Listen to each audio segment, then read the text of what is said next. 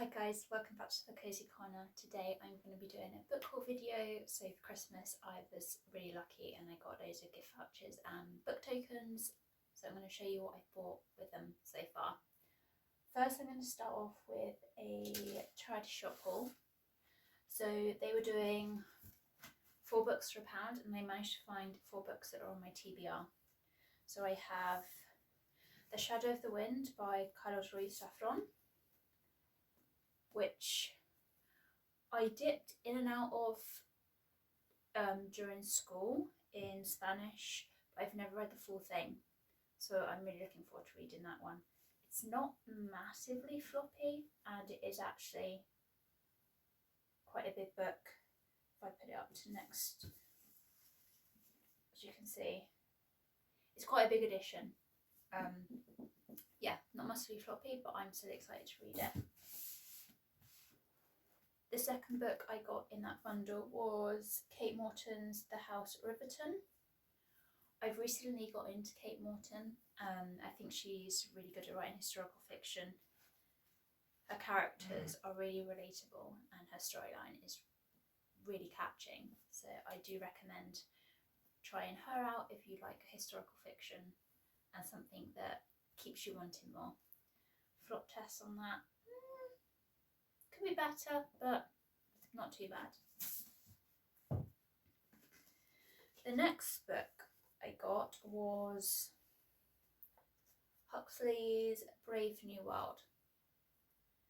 This is quite a recent addition to my TBR, but so many people have been speaking about it recently, especially with the current state of the world, so I thought it would be a good idea to give it a read and see what I think about it. Absolutely no flop to that at all. And then the last book also has absolutely no flop because it is a hardcover, and that is Sue Townsend, The Secret Diaries of Adrian Mole, aged 13 3/4. I've been eyeing this up for ages, and it's one that I keep putting off for some reason, but when I found it in the charity shop, I was like, you can't go wrong for 25p. So that is my charity bundle. It's also illustrated through, which was really cute as well. Oh my gosh, is that Noddy? It's Noddy! Wow, childhood memory unlocked. Right, getting sidetracked. So that was my charity shop haul. So my next haul is a Waterstones haul, and I got 5 books, but one of them did not fit into the bag. So the first one is Love Aubrey. This one I got because it was in the sale and I read the first few pages and I was hooked. It's about a 11-year-old girl called Aubrey who, I don't know why yet, is living by herself. So I imagine her parents have even abandoned her or they've passed away. And I think it's just her struggles with having to be so independent and be by herself at such a young age. But I'm really intrigued to read it, and also the flop is Chef's Kiss. Next one I got was If We Were Villains. I've heard a lot about this one, especially recently. I'm not really into dark academia. Actually, can I say that? Because I haven't really read much dark academia. So maybe I am, but I just don't know it yet. So I guess we'll find out with this. But anyway, I'd heard a lot of booktubers talking about it and it keeps coming up from Bookstagram. And when I read the blurb on the back, I was like, this sounds so good. So I'm going to read you a bit of the blurb. Oliver Marks has just served 10 years for a murder he may or may not have committed. On the day of his release, he is greeted by the detective who put him in prison. Detective Colburn is retiring and he wants to know what really happened a decade before. So I think it is a group of friends, I'm not sure, there's 5 or 6 friends, who do lots of Shakespeare plays, and unfortunately one of the plays then ends up playing out in real life, and one of the friends ends up murdered. But I don't know if we find out in the end who actually murdered that person or not. I'll have to read to find out. Pretty disappointing on the flop test for that one though. But the writing is a decent size, which is always a good factor. The next one is a non-fiction, and it is The Natural History of Crime, Case Studies in Death and Clues Nature Leaves Behind. I love a true crime book. I love pathology, I love forensic science and forensic investigation, and I am so intrigued to read this. It covers a lot of well-known cases, especially well-known cases in the UK. So it's like Sarah Payne, Holly Wells and Jessica Chapman, as well as loads of others. So I'm really intrigued to read this, and it's got an epic flop on it as well. That's probably the best flop we've had so far. I'm really excited to read that one. The second to last book I got from Waterstones was The Count of Monte Cristo. Again, it's a book that's been on my TBR for so long, but I've always been so intimidated by it. And then all of a sudden my feed on Instagram is just full of people reading this book and absolutely raving about it. So I thought, let's just get it and read it. Did get a little bit battered, but that's okay. It's a big book. The writing in it is absolutely tiny, so I feel it's going to take me quite a while to read. But maybe it's a book that I just have ongoing alongside my other TBR. It is a good 875 pages. Not the biggest version they had, but that's only because the writing in this one is so small. But it was also a lot lighter than the other copies that had another 200 pages on them. But I am really looking forward to reading this. I think it's going to be a book that I'm going to have to dip in and out of rather than just sit and read. Who knows? Maybe it will hook me and I will be reading it over a weekend or something.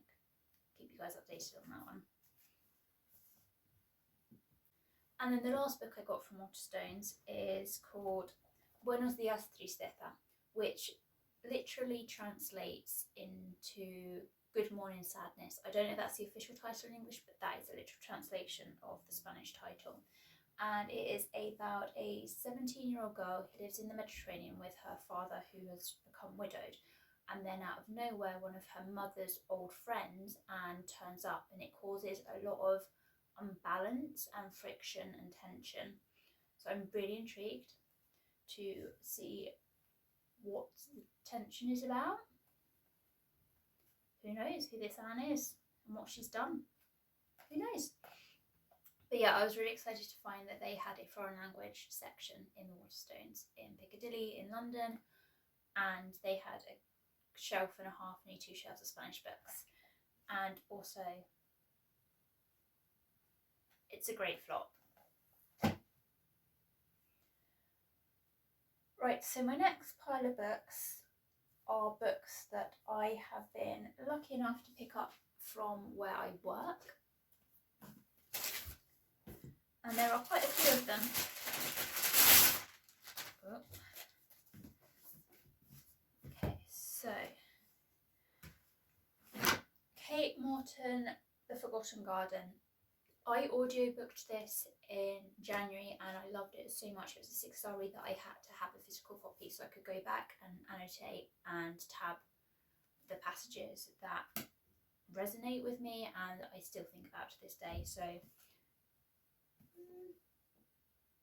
it's not a great flop, but it is quite a chunky book.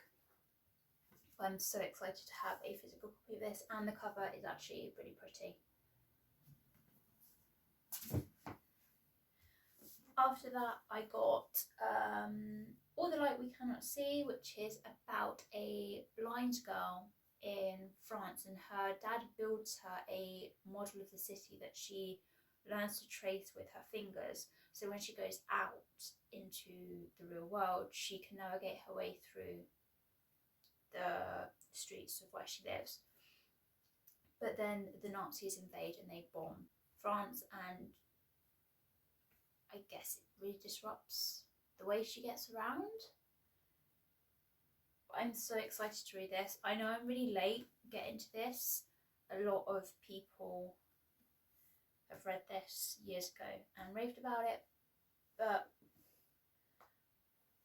I've decided to pick it up now, even though it's been on my TBR for about 5 years, and not a very impressive flop on that one. The next one I have, I am so excited about. This is probably one of my most anticipated reads, and that is Beth is Dead. So this is Beth from Little Women, and she's found dead in the forest on New Year's Day, and her whole family become suspects.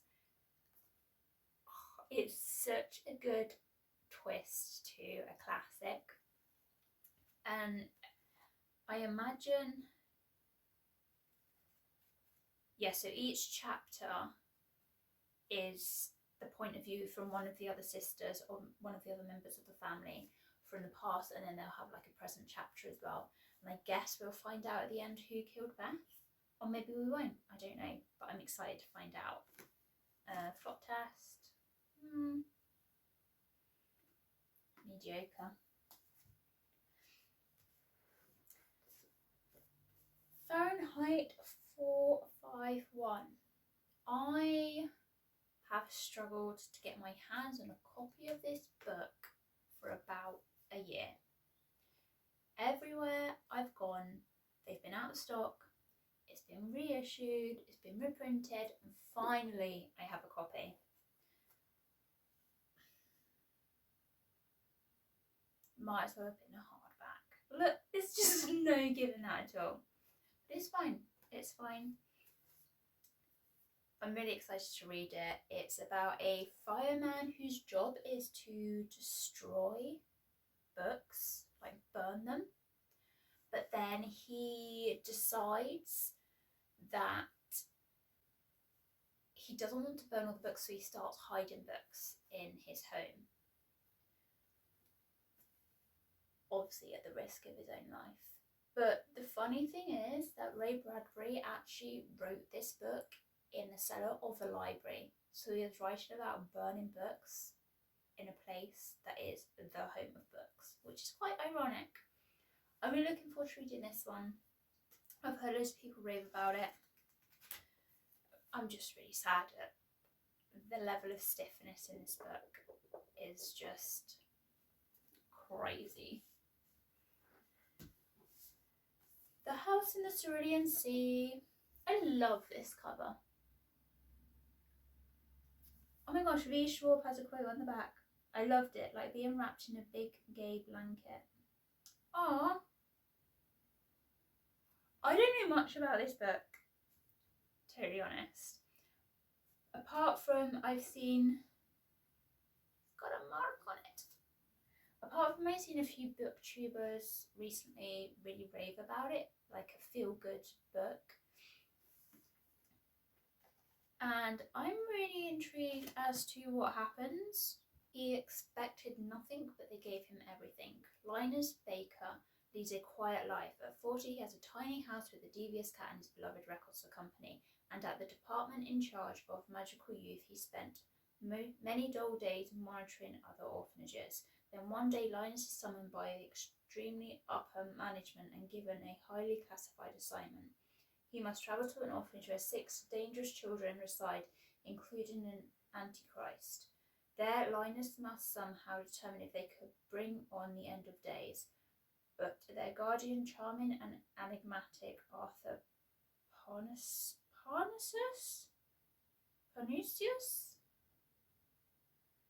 will do everything to protect his ward. Ooh. As Arthur and Linus grow even closer, Linus must choose between duty and his dreams. I'm intrigued. I'm excited, I'm intrigued. Not a massively good flop, but it's got good side writing, so can't win everything. Okay, moving on to the last pile. This book, 25 Library Terrace, is set in Edinburgh. Edinburgh is one of my favourite places ever in the whole world. Like, I love Edinburgh. So when I found this historical fiction that was based in Edinburgh and it's on a street called Library Terrace, I just had to get it. It's set across 4 different timelines, so set in 1911, 1931, 2011 and 2022.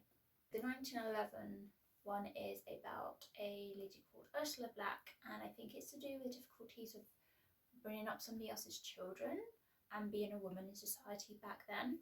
And then 1931, the house becomes a part of a radical experiment in a different way of living, and family secrets from the past are uncovered. I love a book where family secrets uncovered. In 2011, Tess needs somewhere to live in the wake of a failed relationship and is introduced to a rather unusual landlady. And in 2022, delayed by the pandemic, it's another census year for Scotland, and as Edinburgh's residents are able to gather once more, the strands of 4 generations at 25 Library Terrace are finally woven together. And also, it's such a pretty cover.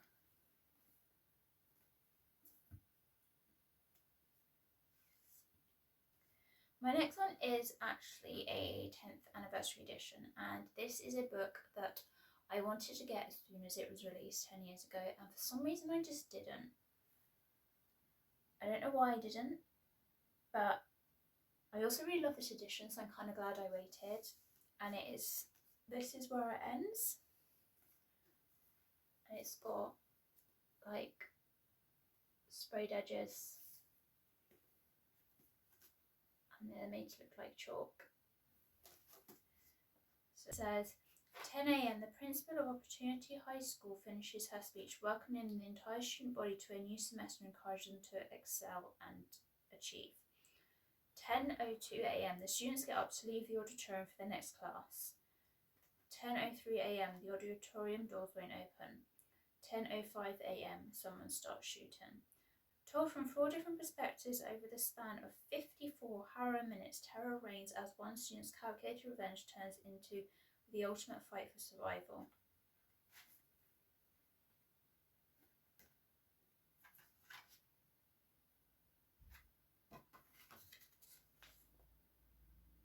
I'm loving this edition.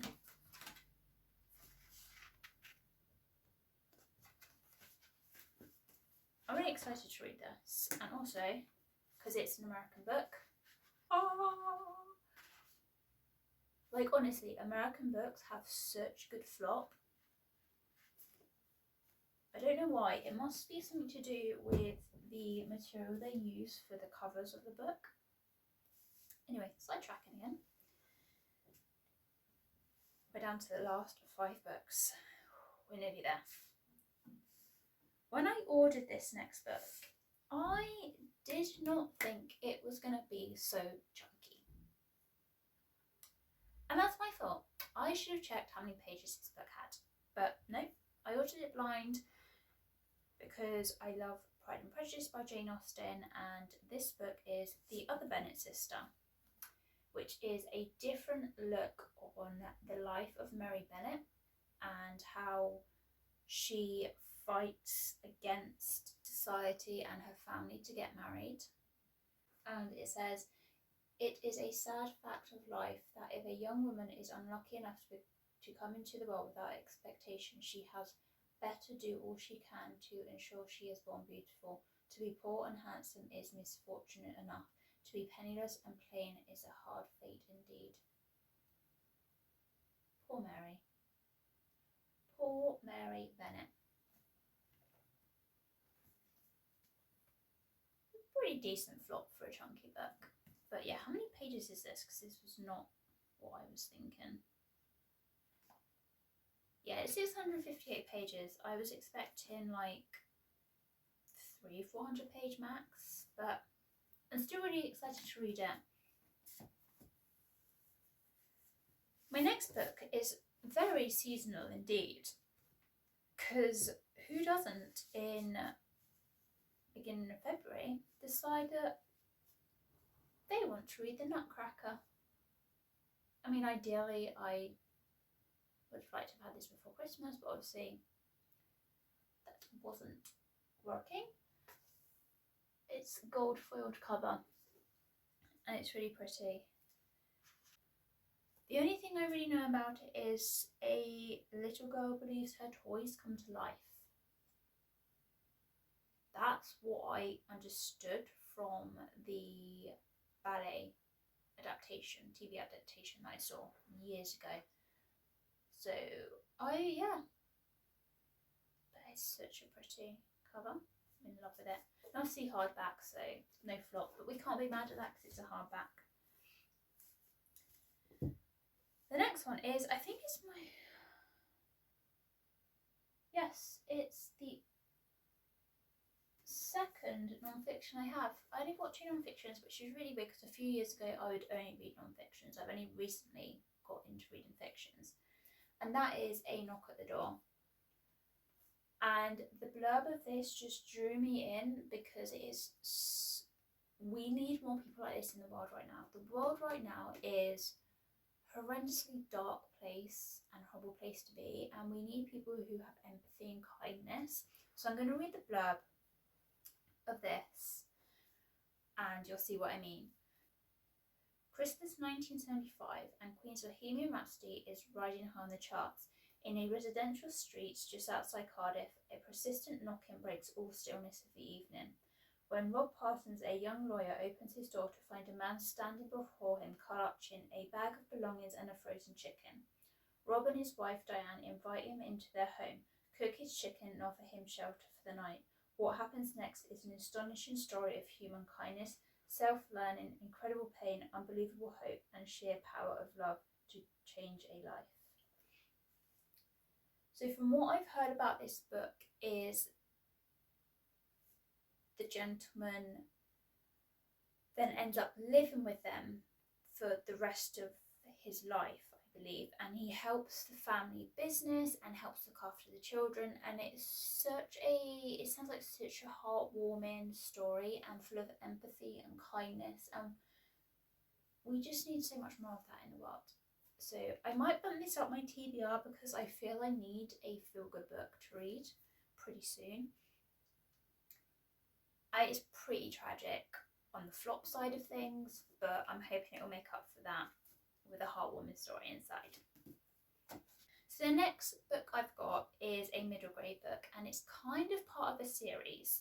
It's by Lucy Worsley, and I'm kind of tying it into her middle grade royal writing. So she has one, The Lady Mary, which I read and absolutely loved. I've got My Name is Victoria on my TBR somewhere up here, which I can't wait to read. And then she has Eliza Rose. And again, such a stunning cover. Like recently I'm really appreciating how beautiful some covers are. Again, sidetracking. Eliza is young and headstrong, but she knows her duty well. As the only daughter of a noble family, she must one day marry a man who is very grand and very rich. But fate has other plans. When Eliza becomes maid of honour, she is drawn to the thrilling, treacherous court of Henry VIII. Is her glamorous cousin Catherine Howard a friend or a rival? And can a girl choose her own destiny in a world ruled by men? And as I mentioned on a lot of videos previous to this one, I love a historical fiction based on the Tudor era, so I'm so excited to read this, and such a satisfying flop. Like, yes. And my last book is the third book in the Beartown trilogy, and this is The Winners by Friedrich Bachmann. I'm not going to read the blurb because I haven't read the other 2 books in the trilogy yet. I want to get to Beartown like pretty quick, but I don't want to ruin anything or spoil anything for myself, so I'm not reading the blurbs, but I just know it's Fredrik Backman. I'm gonna love it because it's Fredrik Backman.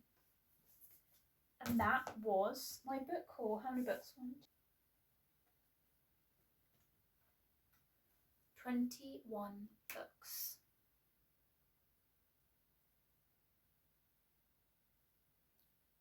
I think I'm going to struggle to fit them on the TBR bookcase. Oh no. It's okay. We'll make it work. We will just have to reorganise and reshuffle. But yes, that is what I've bought so far with my gift vouchers and book tokens. I still have a bit left, which I am planning to save for an upcoming trip that I have to Edinburgh, which I imagine I would have already been on by the time this video goes out. So there will be another video about that, hopefully. So excited for that. Look out for that video. Let me know in the comments below if you guys have any recommendations of books that I should put on my TBR, and any books that you think out of these ones that I've got here that you guys will be adding to your TBRs. And I'll see you guys again soon. Bye!